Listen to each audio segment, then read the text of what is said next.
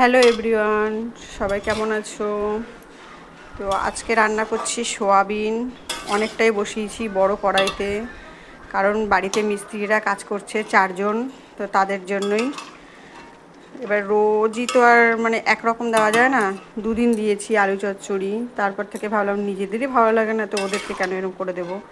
তো একদিন ছোলার ডাল, একদিন আলুর দম, একদিন আলু পোস্ত, এরকম করে করে দিয়েছি। তো আজকে ভাবলাম চলো নিজেদের জন্য তো সোয়াবিন করব, ওদেরকেও করে দিই, একসাথে হয়ে যাবে।